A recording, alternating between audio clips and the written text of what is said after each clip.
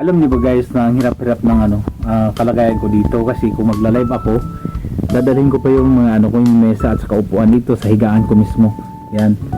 Dito ako nagla-live sa taas dahil kung magla-live ako doon sa baba, guys, may rumit ako na dumadaan-daan palagi sa sa pagla-live ko.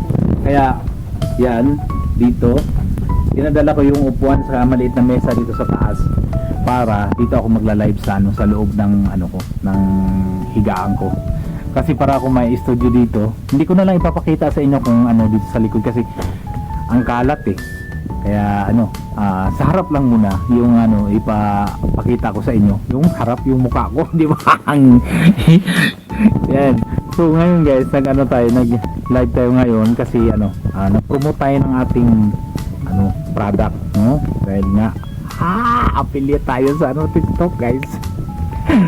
Pag natin, baka naman dito tayo sortihin, no? Sa pag-affiliate natin sa TikTok. Sana naman, di ba? So, kung gusto nyo guys, umuta pala ako.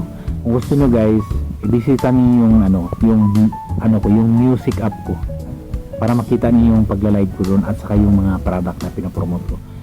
Actually guys, kunti pa lang yung product natin kasi ang product natin ay based tayo sa Pilipinas.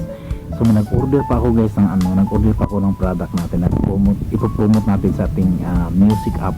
So meron akong nabili na guys, ito yung pinopromote ko sa music app ko. So nagla-live ako, ito yung pinopromote ko at ginagamit ko na rin sa ating mukha, no? So yun lang.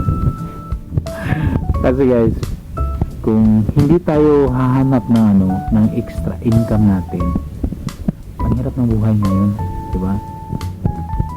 Akala ko nga kung ma-monetize na ako sa Blue App, okay na. Meron akong pa rin pala, yung kumbaga competition pa rin sa mga videos na ipapalabas mo doon. Kung hindi maganda yung videos mo, walang manonood sa'yo. Pero napaka-unfair talaga kasi alam niyo ba na yung sinecheck ko yung ibang mga content creator na kagaya ko rin, malaki-laki lang ng konti sa akin yung yung followers niya, pero pagtingin ko naman sa mga views niya, halos parehas lang naman kami, pero maabot siya ng 100k yung views niya doon sa 28 days. Sa akin naman hanggang lang talaga ako 15,000, ewan ko hindi ko alam. Kaya nag-upload naman din ako doon, pero hindi ko siya sineseryoso.